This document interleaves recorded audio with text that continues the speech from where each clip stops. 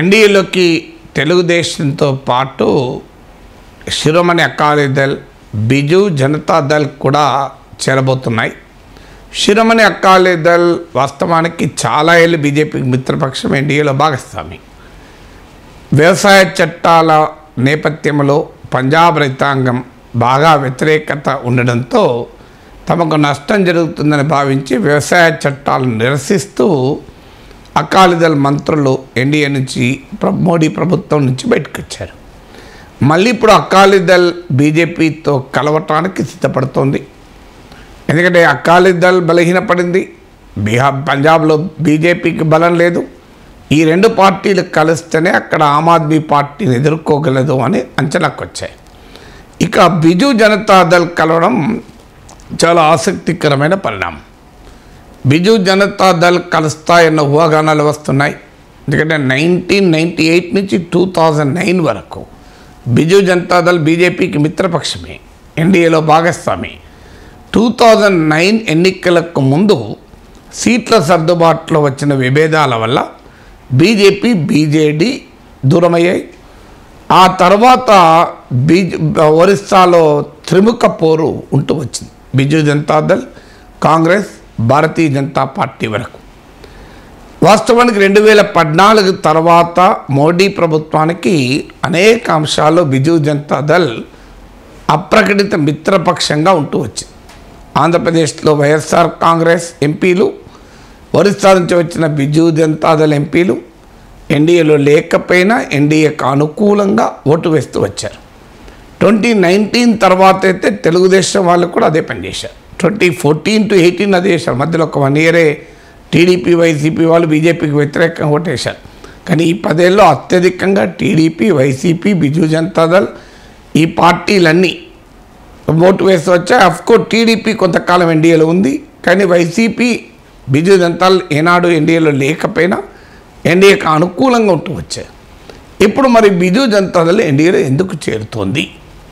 దీనికి రీజనింగ్ ఏంటి అంటే 2019 ఎలక్షన్స్ వరకు కూడా Bharatiya Janata party voting, Biju Janata Dal voting మీరు ఒరిస్సాలో గమనిస్తే అసెంబ్లీ ఎన్నికలకు, లోక్సభ ఎన్నికలకు భారీగా తేడా లేదు. ఒక 2.5% బిజు జనతాదళ్ ఓటు అసెంబ్లీ ఎన్నికలకు, లోక్సభ ఎన్నికలకు మధ్య కాస్ట్ అంత డిఫరెన్స్ ఉండేది.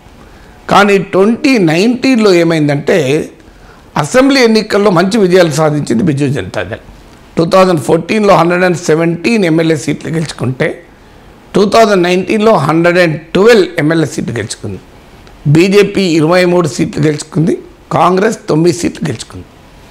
ఈ లెక్కనైతే 17 సీట్స్ బిజు జనతాదళ్కి రావాలి. 21 సీట్లలో 3 సీట్లు బీజేపీకి రావాలి, 1 సీటు మాత్రం కాంగ్రెస్కి రావాలి.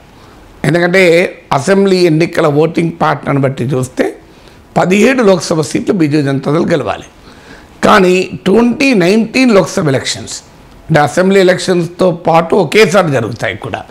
ఒకేసారి జరిగిన ప్రజలు అసెంబ్లీ ఎన్నికలకు ఒక రకంగా తీర్పు చెప్పారు, లోక్సభ ఎన్నికలకు ఒక రకంగా తీర్పు చెప్పారు. ఫలితంగా బీజేడీ, బిజు జనతాదళ్కు 12 లోక్సభ సీట్లు మాత్రమే వచ్చాయి, 8 భారతీయ జనతా పార్టీకి వచ్చాయి, 1 మాత్రం కాంగ్రెస్కి వచ్చాయి. అంటే క్లియర్గా బిజు జనతాదళ్ లోక్సభ ఎన్నికలకు వచ్చే వరకు ఓటింగ్, క్రాస్ ఓటింగ్ జరిగింది బీజేపీకి. బీజేపీ 8 లోక్సభ సీట్లు గెలుచుకోగలిగింది. సో ఇప్పుడు బిజు జనతాదళ్ అనుమానం ఏంటంటే 2024 లోక్సభ ఎన్నికల్లో ఈ ప్రభావం మరింతగా పెరగవచ్చు. పెరిగి బిజు జనతాదళ్ ఎంపీ సీట్లకు ప్రమాదం రావచ్చు.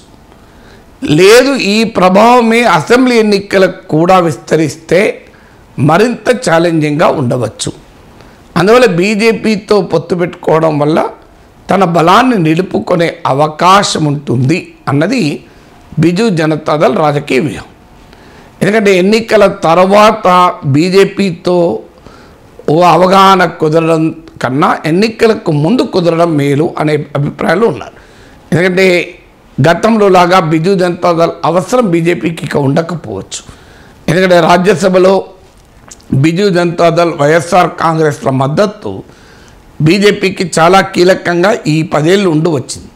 కానీ ఇప్పుడు ఎన్డీఏనే 4 సభ్యులు కనుక వస్తే ఎన్డీఏకే మెజార్టీ వచ్చేస్తుంది. సో అందువల్ల రాజ్యసభలో ఇక బిజు జనతాదళ్, వైఎస్ఆర్ కాంగ్రెస్ లాంటి పార్టీలపైన బీజేపీ ఆధారపడాల్సిన అవసరం లేదు. అందువల్ల బిజు జనతాదళ్ అవసరం లేనప్పుడు ఆ పార్టీ ప్రయోజనాలకు బీజేపీ వినకపోవచ్చు. బీజేపీ అటాక్ కూడా బిజు జనతాదళ్పై పెంచే అవకాశం ఉంది. బిజు జనతాదళ్ నాయకుడు ఒరిస్సా ముఖ్యమంత్రి నవీన్ పట్నాయక్ 77 ఇయర్స్. ఆయనకు ఆయన బ్రహ్మచారి, సంతానం లేదు. సో అందువల్ల ఆయన అనంతరం ఎవరు వారసులు అనేది ప్రశ్న ముందుకు వస్తుంది. జేడీయూ విషయంలో ఇదే ప్రశ్న వస్తుంది, బిజు జనతాదళ్ విషయంలో ఇదే ప్రశ్న వస్తుంది. ఒక మాజీ బ్యూరోక్రాట్ పాండ్యన్ను నవీన్ పట్నాయక్ తన రాజకీయ వారసులుగా దాదాపు ప్రకటించాడు. ఆయన ముఖ్యమంత్రికి చాలా సన్నిహితంగా ఆఫీసర్గా, సీఎంఓగా చాలా ఏళ్ళు పనిచేశాడు. ఇటీవల ఐఏఎస్కు రాజీనామా చేసి బిజు జనతాదళ్లో చేరాడు. కానీ ఆయన ఒరిస్సా వాడు కాదు, ఆయన పాండ్యన్. సో అందువల్ల ఒక్కసారి తన వారసుడిగా పాండ్యన్ను ప్రజెంట్ చేస్తే బీజేపీ ఒరిస్సా ప్రాంతీయవాదాన్ని రెచ్చగొట్టచ్చు, బిజు జనతాదళ్లో ఉన్న నాయకుల్ని లాగేయవచ్చు, బిజు జనతాదళ్ను బలహీనపరచవచ్చు. సో ఇలాంటి ప్రమాదాలు ఏవి ఉండకూడదు అనుకుంటే బీజేపీతో కలిస్తే పంచాయతీ పోతుంది అని నవీన్ పట్నాయక్ నిర్ణయానికి వచ్చినట్టు కనబడుతోంది. సో అందువల్ల ఆయన బీజేపీతో పొత్తుకు వల్ల తాను కన్సాలిడేట్ అవ్వటానికి, తన అనంతర రాజకీయ వారసత్వము సాఫీగా జరగటానికి ఎత్తుగడగా బీజేపీతో కలుస్తున్నాడు. మరి బీజేపీకి ఏమి లాభం? వాస్తవంగా బీజేపీ బిజు జనతాదళ్ కలిస్తే ప్రతిపక్ష ఓటు మొత్తం కాంగ్రెస్ వెనకాల కన్సాలిడేట్ అయ్యే అవకాశం ఉంటుంది. ఎందుకంటే ఇప్పుడు ప్రధానంగా 21 లోక్సభ సీట్లుంటే ఇటీవల సర్వేలు కూడా ఏం చెప్తున్నాయంటే 11 బిజు జనతాదళ్కు 10 బీజేపీకి వస్తాయని. కానీ ఇప్పుడు ఈ 2 పార్టీలే కలిస్తే క్లియర్గా opposition anti incumbency vote, anti government vote Congress వెనకాల వెళ్తే లాభం కాంగ్రెస్కు. అయినా బీజేడీతో కలవటానికి సిద్ధపడుతోంది. ఎందుకు అంటే ఇప్పుడు మిషన్ 400 అని టార్గెట్ పెట్టుకుంది. అంటే ఎన్డీఏకే 400 సీట్లు రావాలి. ఇందుకొరకు శషబిషలు లేకుండా అందరితో కలవాలని ఎన్డీఏ నిర్ణయించుకుంది. అందుకే ఆర్ఎల్డీని కలుపుకుంది, శిరోమణి అకాలీదళ్ని కలుపుకుంటోంది, తెలుగుదేశాన్ని కలుపుకుంటోంది, ఇప్పుడు బిజు జనతాదళ్ని కూడా కలుపుకుంటోంది. టార్గెట్ మిషన్ 400లో భాగంగా. తర్వాత ఇక నవీన్ పట్నాయక్ ఈ ఎన్నికల బహుశా ఆయనకు చివరి ఎన్నికలు కావచ్చు. ఎందుకంటే ఆల్రెడీ 77 ఇయర్స్, కుటుంబ వారసత్వం లేదు. అందువల్ల నవీన్ పట్నాయక్ అనంతరం బిజు జనతాదళ్ ఉండదు, బలహీనపడుతుంది.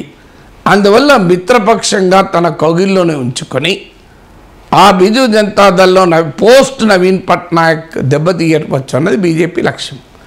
ఎందుకంటే పాండ్యన్ బయటివాడవుతాడు, ఆయన బీజేపీ పైన ఆధారపడక తప్పదు, ఆయన ఒరిస్సా వాడు కాదు కనుక. సో ఇలాంటి క్యాలిక్యులేషన్తో బీజేపీ కూడా కలుస్తోంది. అలా ఎన్డీఏలోకి బిజు జనతాదళ్ ప్రవేశం దాదాపు ఖాయమైనట్టుగా కనబడుతుంది.